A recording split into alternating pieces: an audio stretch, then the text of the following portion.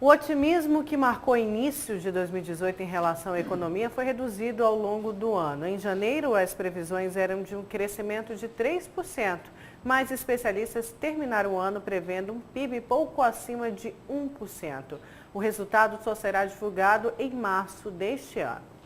Mas apesar do PIB abaixo do esperado, a inflação segue controlada e a taxa de desemprego em queda. E é para falar sobre esses assuntos, sobre o desempenho da economia nesse ano de 2019, que nós vamos conversar ao vivo agora aqui no estúdio do Jornal do Meio-Dia com o economista Ed Santos Amorim.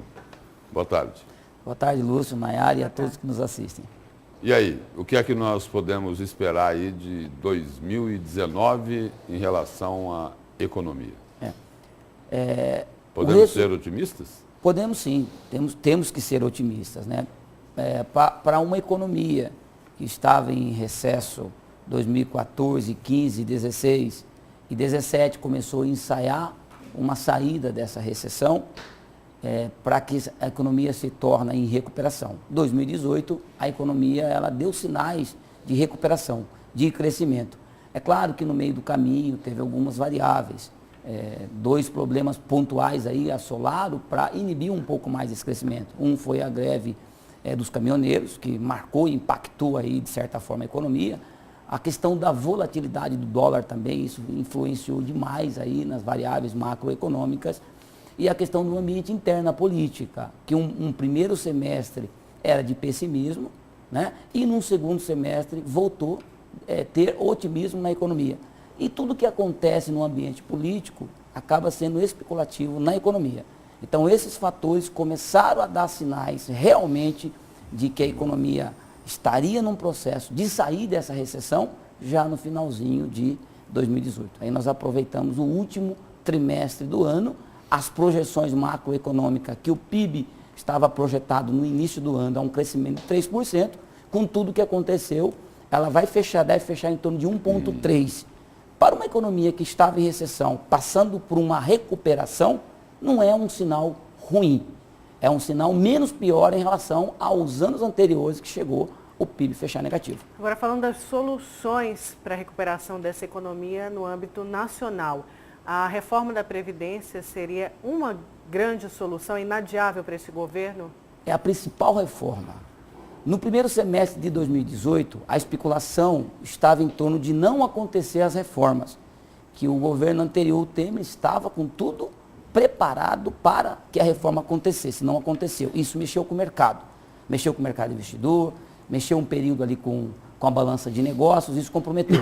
No segundo semestre, com o decorrer das eleições presidenciais, sinalizava já um novo ânimo, uma nova eleição, o Bolsonaro aí saltando na frente, e isso melhorou. Agora, se a reforma não acontecer, isso vai agravar mais a economia. O déficit previdenciário até outubro de 2018 já estava em 13,8 bilhões, ou seja, em 2018 o déficit previdenciário cresceu 20%. Quando nós falamos em déficit, nós temos que pensar em aporte, não tem dinheiro, o governo tem que tirar de algum lugar para poder reposicionar, colocar para tampar esse rombo. Então, a principal reforma, para dar um humor novo para a economia, para dar uma injeção de ânimo na parte de investimentos, tanto nacional quanto internacional, e equilibrar a questão fiscal no país, é necessário que a reforma da Previdência, Lúcio, Nayara, aconteça o mais rápido possível. O senhor falou aí que para dar um humor novo na economia, mas para aprovar a reforma da Previdência, antes do novo humor, né, do bom humor na economia, é preciso saber como é que anda o humor dos políticos com o presidente, não é isso? É verdade, Lúcio. Nós entendemos que para se aprovar qualquer coisa hoje, você precisa tanto da Câmara Federal, estrategicamente é o principal, e depois o Senado. Agora, vamos ressaltar aqui a importância da aliança do Bolsonaro com o Rodrigo Maia, presidente da Câmara. Então, isso já traz um sinal de otimismo, aonde esses embates em torno da reforma da Previdência vai ser um pouco mais facilitado. Não vai ser fácil, é uma queda de braço, mas é um avanço. Precisa simplificação precisa fiscal. De um entendimento político, porque são necessários lá muitos votos para se aprovar essa reforma, porque é uma mudança constitucional. Exatamente. E aí a gente ouve aí o ministro da Fazenda, por exemplo, dizendo que a reforma ela tem que ser dividida. Se cria uma previdência nova para os novos e buscar solução para a previdência antiga. Mas essa questão de equacionar a previdência no país, ela é necessária.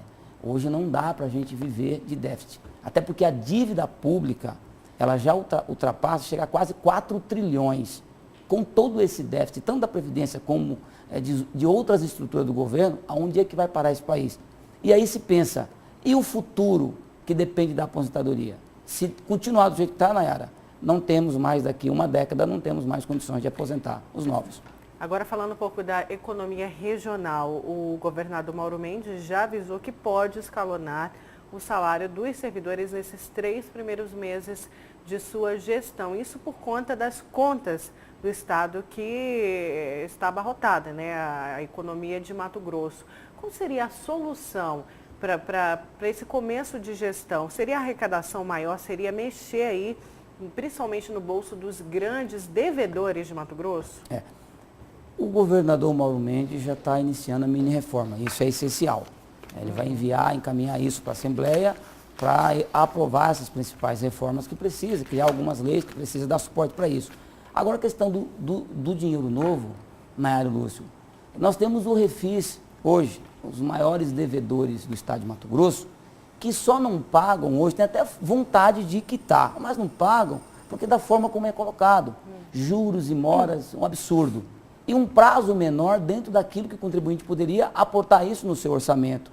Então, se o governo do estado reformular o Refis, reduzindo juros e moras, ou até, dependendo do valor da dívida, retirar os juros e moras e alongar um pouco mais esse prazo, ele consegue trazer um dinheiro novo.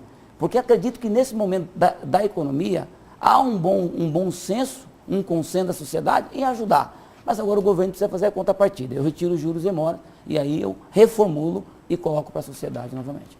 Muito obrigado pela presença e pelas informações aqui no Jornal do Meio-Dia. Eu que agradeço. Forte abraço a todos. Obrigada.